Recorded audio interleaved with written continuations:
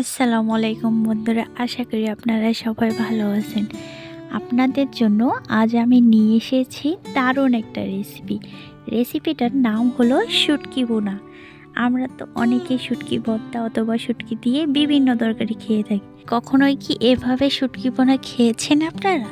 যদি না খেয়ে থাকেন আমার ভিডিওটাকে ফলো করতে পারেন। তো চলুন সময় নষ্ট না করে শুরু করা যাক।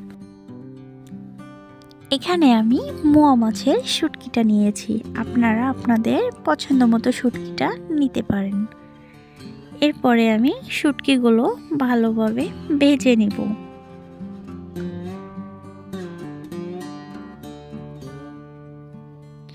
এখন আমি চুলায় একটা কড়াই বসিয়ে দিয়েছি। কড়াইয়ের ভিতর দিয়ে দিব শুটকিগুলো এখন আমি 2 থেকে 3 মিনিট ভালোভাবে ভেজে নিব। আমি এরকম অনবরত নাড়াচাড়া করছি, না হলে পুড়ে যেতে পারে। আপনারা কিন্তু দেখতে পাচ্ছেন শুটকিগুলো আমার ভাজা হয়েছে। এখন আমি একটা বাটিতে উঠিয়ে নিব। শুটকিগুলো আমার বাটিতে উঠিয়ে নেওয়া হয়েছে। এখন আমি দিয়ে দিব নর্মাল টেম্পারেচার পানিটা দিয়ে 10 থেকে 15 মিনিট ভিজিয়ে রেখে তারপর আমি ধুয়ে নেব।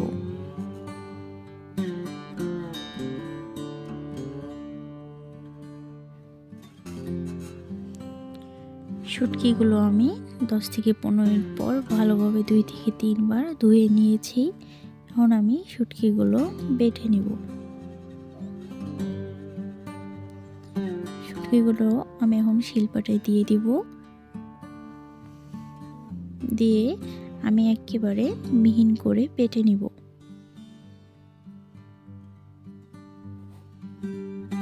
আপনারা কিন্তু দেখতে পাচ্ছেন আমি অনেক সুন্দর করে মিহিন করে বেটে নিয়েছি।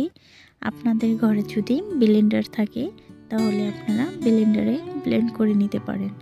এ পর্যায়ে শুটকিগুলো কিন্তু আমার ভালোভাবে বেটে নেওয়া হয়েছে। এখন আমি একটা বাটিতে উঠিয়ে নিব। আপনারা কিন্তু দেখতে পাচ্ছেন আমি কিন্তু একেবারে মিহিন করে বেটে নিয়েছি। এরপরে কড়াই বসিয়ে কড়াই তেল দিয়ে এরপরে দিয়ে দিব পেঁয়াজ বাটা। এখন আমি সামান্য একটু নাড়াচাড়া করে দিয়ে এরপরে দিয়ে দিব আদা রসুন বাটা। এরপরে দিয়ে দিব আমি শুকনো লঙ্কা বাটা। তারপরে মশলাগুলো ভালোভাবে ভেজে নিয়ে দিয়ে দিব হাফ মগ পানি। এখানে আমার পানিটা দিয়ে দেওয়া হয়েছে। এখন আমি মশলাটা বলক আসা পর্যন্ত অপেক্ষা করব। এ পর্যায়ে দিয়ে দেব স্বাদ মতো লবণ, পরিমাণ মতো হলুদ, গরম মশলার গুঁড়ো দিয়ে আমি মশলাটা ভালোভাবে কষিয়ে নেব। আপনারা দেখতে পাচ্ছেন মশলাটা কিন্তু অনেক সুন্দরভাবে কষিয়ে নিয়েছি। এখন দিয়ে দেব গোটা জিরে দিয়ে এখন আমি দিয়ে দিব আগে থেকে বেটে রাখা শুটকিগুলো আমি দিয়ে দিয়েছি। এখন আমি 5 থেকে 6 মিনিট অনবরত নাড়াচাড়া করে রান্না করে নিব। আপনারা দেখছেন আমার কিন্তু শুটকি বোনাটা হয়ে গেছে। এখন আমি আপনাদের পরিবেশন করে দেখাচ্ছি। আমার কাছে দেখতে যেহেতু অনেক সুন্দর লাগছে, খাইতেও মাশাআল্লাহ অনেক ভালো হবে। আপনাদের কাছে কেমন লাগছে কমেন্টে জানাবেন প্লিজ। ভিডিওটা শেষ পর্যন্ত দেখার জন্য আপনাদের সবাইকে ধন্যবাদ। ভালো থাকবেন, সুস্থ থাকবেন। আল্লাহ হাফেজ।